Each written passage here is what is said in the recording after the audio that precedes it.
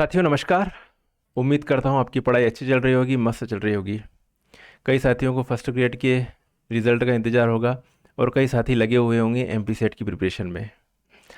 साथियों मैं ये कहना चाहूँगा कि एमपी सेट की प्रिपरेशन और फर्स्ट ग्रेड की प्रिपरेशन दोनों बिल्कुल डिफरेंस है। आपको फर्स्ट ग्रेड की प्रिपरेशन के लिए उसके हिसाब से तैयार रहना पड़ेगा और एमपी सेट की प्रिपरेशन के लिए एमपी सेट के हिसाब से तैयार रहना पड़ेगा। दोनों बिल्कुल अलग चीज़ें हैं, दोनों में बिल्कुल अलग तरह से प्रिपरेशन करनी पड़ती है।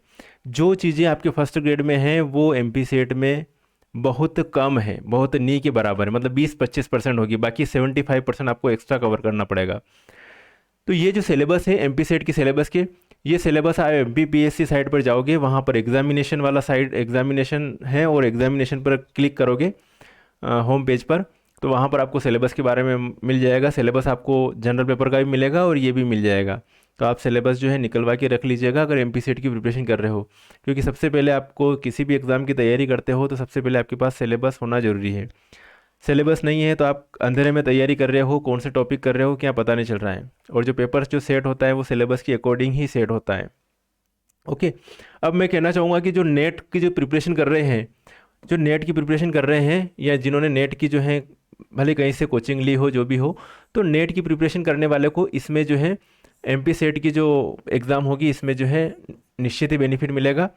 क्योंकि नेट की जो जिन कैंडिडेट ने प्रिपरेशन कर रखी उन्होंने, मैं मानता हूँ कि फर्स्ट ग्रेड भी लगभग लगभग सभी स्टूडेंट करते ही करते, तो फर्स्ट ग्रेड से उनका बेसिक हो जाएगा और नेट से उनकी एडवांस केमिस्ट्री हो जाएगी।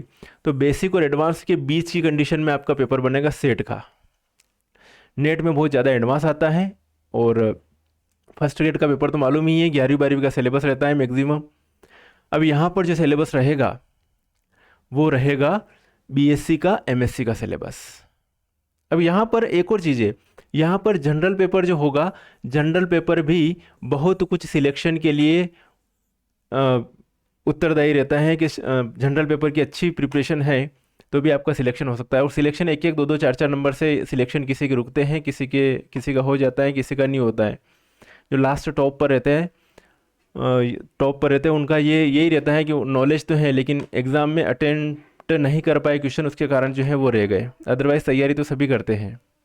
ठीक है, लगभग 20% कैंडिडेट तैयारी करते हैं और 20% बहुत ज़्यादा मेहनत करने वाले होते हैं, उनमें से 5% सिलेक्ट होते हैं, बाकी 15% इसके पास पास रहते हैं। और 80% ऐसे लोग होते हैं जिनको तैयारी से कोई लेना देना ही नहीं, वो तो एग्ज़ाम देने गए, उनको कोई दुख नहीं होगा।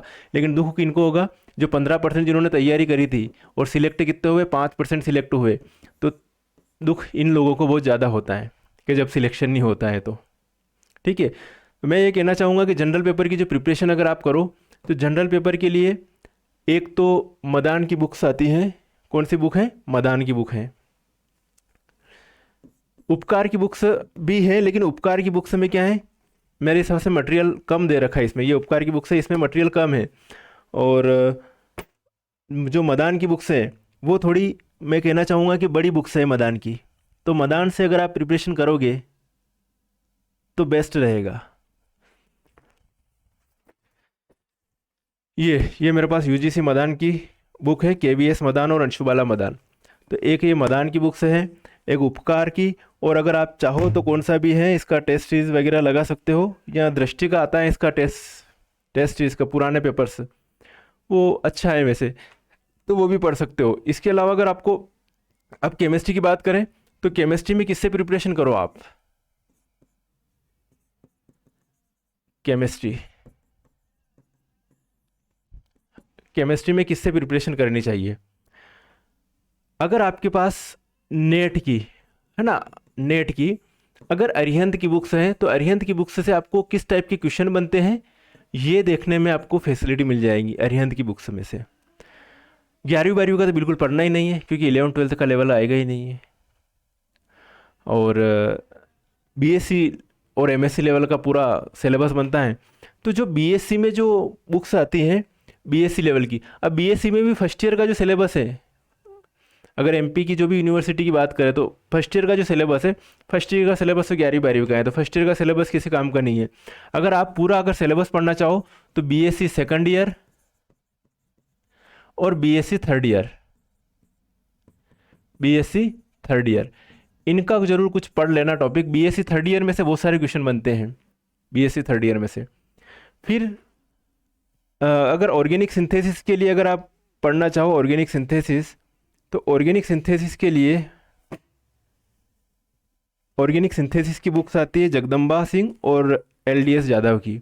इसमें ऑर्गेनिक सिंथेसिस पूरी दे रखी है। ऑर्गेनिक सिंथेसिस, ऑर्गेनिक केमिस्ट्री भी इसी की है, जगदम्बा सिंह की और LDS यादव की organic chemistry, general organic chemistry. तो इसमें से आपके बहुत सारी चीज़ें जो है क्लियर हो जाएगी। और अगर मैं कहूँ कि इनऑर्गेनिक केमिस्ट्री, तो इनऑर्गेनिक केमिस्ट्री की मेरे पास तो है पूरी शर्मा और कालिया की, पूरी शर्मा कालिया की। तो इस बुक्स को भी आप पढ़ोगे तो इनऑर्गेनिक केमिस्ट्री में जो है बहुत सारी चीज़ें जो है आपकी कंप्लीट हो जाएगी। रही बात फिज़िकल केमिस्ट्री की, तो फिज़िकल केमिस्ट्री जो है, मैं जो BSc की जो बुक्स हैं, शिवलाल अग्रवाल की बुक्स हैं, तो उसमें जो है इलेक्ट्रोकेमिस्ट्री पूरा अच्छे से कर लो, थर्मोडाइनेमिक्स अच्छे से कर लो, केमिकल काइनेटिक्स अच्छे से कर लो, तो वहाँ से जो है क्वेश्चन बैठने की संभावना रहेगी। तो एक तो अरिहंत हो गई, उसके अलावा ये जो है मेरे पास इनऑर्गेनिक केमिस्ट्री की पूरी शर्मा कालिया की है, और ये जो है जगदम्बा की जो है ऑर्गेनिक केमिस्ट्री है। और अगर स्पेक्ट्रोस्कोपी की बात करें, तो स्पेक्ट्रोस्कोपी के लिए मेरे पास एच कोर की बुक है, एच कोर की बुक्स हैं स्पेक्ट्रोस्कोपी की। तो ज़रूरी नहीं कि पूरी पढ़ो आप इसमें से, बस आप एनालिसिस करते जाओ कि हाँ यहाँ से क्वेश्चन बनते हैं, तो उस तरीके से जो है आप इसको स्पेक्ट्रोस्कोपी भी, मतलब बड़ी बड़ी बुक्स हैं, दिखने में आता है ऐसा ही, लेकिन डरना नहीं बड़ी बुक्स से। जब हमने 10th पास आउट होकर जब 11th में गए, तो 10th में छोटी छोटी किताबें रहती, 11th में जाते इतनी बड़ी बड़ी बुक्स दिखती थी। लेकिन बड़ी बड़ी बुक्स पूरी थोड़ी पढ़ना है, उसमें से अपने को काम की चीज़ें पढ़ना है कि ये चीज़ अपने काम की है, ये चीज़ पढ़ लेते हैं, बाकी आगे बढ़ो, सिलेबस के अकॉर्डिंग तैयारी करो, किस टाइप की क्वेश्चन बने वो एनालिसिस करो। तो जितना ज़्यादा एनालिसिस करोगे उतना अच्छा रहेगा आपके लिए। तो बस मेरा ये था कि जिनको चाहे ये जो सिलेबस है, सिलेबस देखोगे आप, MP सेट का सिलेबस है, ये बिल्कुल डिफरेंट सिलेबस है जो आपका जो फर्स्ट ग्रेड के सिलेबस से डिफर जा रहा पूरा। तो कोई ये सोचते हैं कि फर्स्ट ग्रेड की तैयारी करी उसी के साथ में ये तैयारी हो जाए, तो ये तो पॉसिबल नहीं होगा। इसके लिए आपको अलग से अच्छे से मेहनत करना पड़ेगी।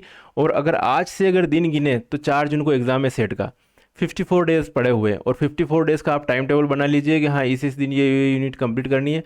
अब भी समय है, अभी भी अगर आप प्रिपरेशन करना चाहो तो आप जो है कर सकते हो। बाकी सभी को वेटेज साथ में लेके चलना पड़ेगा, जनरल पेपर भी और सब्जेक्ट का भी। ठीक है साथियों, तो अच्छे से प्रिपरेशन कीजिए। और जो फर्स्ट ग्रेड की बात करें, तो फर्स्ट ग्रेड का जो MP सेट का रिजल्ट, फर्स्ट ग्रेड का जो है MP HSTET का रिज़ल्ट आने ही वाला है, ज़्यादा टाइम नहीं है। उसकी भी अगर आप प्रिपरेशन कर रहे हो तो उसकी अच्छे से प्रिपरेशन करो, उसमें समय जो है नहीं मिलेगा वापस बाद में प्रिपरेशन करने का। अभी आपके पास टाइम है, टाइम का यूटिलाइजेशन कीजिए। और मेरा पूरा फर्स्ट ग्रेड का सिलेबस का जो है पूरा एप्लीकेशन पर सारा पूरा पैकेज है, उस पैकेज को चाहे तो आप जो है परचेस करके पूरा सिलेबस ढंग से पढ़ सकते हो। उसमें मैंने बेसिक टू एडवांस पूरी केमिस्ट्री पढ़ा रखी है, जिससे आपको निश्चित ही बेनिफिट मिलेगा जो आपका जो चयन परीक्षा होने वाली उसमें। तो जिन कैंडिडेट को हमसे जो है कोर्स लेना है, वो कैंडिडेट जो है मुझसे व्हाट्सएप पर संपर्क कर सकते हैं। मैं मेरे जो है व्हाट्सएप नंबर वीडियो के डिस्क्रिप्शन में दे दूँगा, वहाँ पर जाके आप जो है नंबर ले लीजिएगा और व्हाट्सअप कर दीजिएगा कि सर हमें जो है फर्स्ट ग्रेड की जो है MP चयन परीक्षा की तैयारी करना है। ओके साथियों, तो ठीक है, आपको अपने बारे में, खुद के बारे में खुद एनालिसिस करते होंगे, ज़्यादा जानकारी होगी कि हाँ अपन कहाँ पर आगे हैं, कहाँ पर पीछे हैं। तो ये जो है सिलेबस देख लीजिएगा, और सिलेबस के अकॉर्डिंग अगर आपने नेट वेट की प्रिपरेशन कर रखी है अच्छे से पहले से, और कुछ आपके पास मटेरियल अगर कंप्लीट हो, तो ये तैयारी ज़रूर कीजिएगा MP सेट की। अदरवाइज़ फर्स्ट ग्रेड की तैयारी कर रहे हो तो वो ही कीजिएगा, क्योंकि अगर इधर उधर कन्फ्यूज़न होते रहे तो फिर ना तो इधर सिलेक्शन होना ना उधर सिलेक्शन होना, दोनों जगह से जाएंगे। तो आप ये आपके बारे में आप खुद जानते हो, हम कुछ नहीं जानते इतना, तो आपको कैसे क्या डिसीजन लेना है ये आपके ऊपर है। ठीक है साथियों, बेस्ट ऑफ लक, मिलेंगे फिर नेक्स्ट वीडियो में, तब तक के लिए ओके बाय, जय हिंद।